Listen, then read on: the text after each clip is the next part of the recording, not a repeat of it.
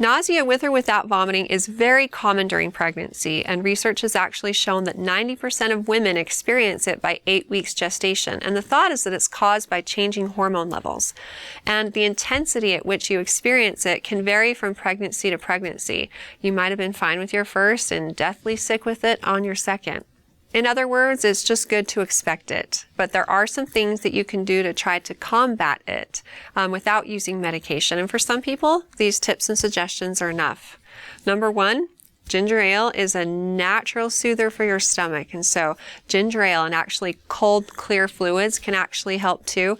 Lemonade, popsicles can also help.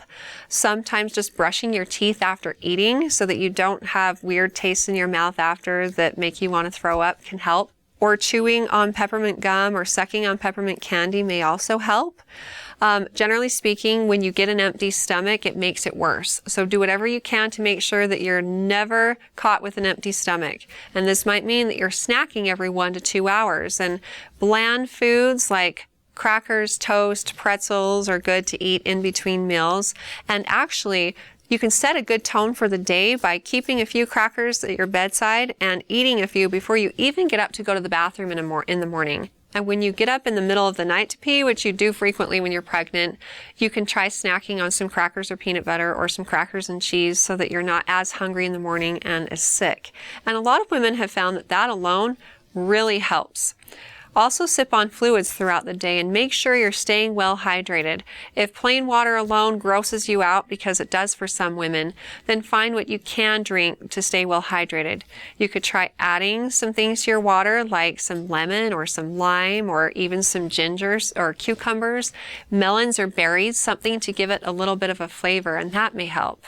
Of course, you're going to have food aversions and food cravings, and so stay away from the foods that just make you feel sick. And also avoid triggers. And for some people, this may be lights, or it could be noise. It could even be standing up too fast, or a hot, stuffy room, or strong odors. And so do what you can to stay away from those things and be prepared for times when they catch you off guard. If these suggestions aren't helping, then talk with your doctor, and there might be medications that they prescribe or recommend that can help alleviate your symptoms and at least make it tolerable throughout the day so that you can keep food and fluids down and resume normal activities. Some women suffer from a severe form of nausea and vomiting of pregnancy called hyperemesis gravidarum.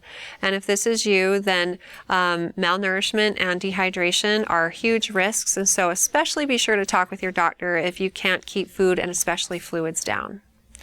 There are some people that have heard that marijuana use can actually help with nausea of pregnancy. And this is something that you should avoid because it can cause your baby harm.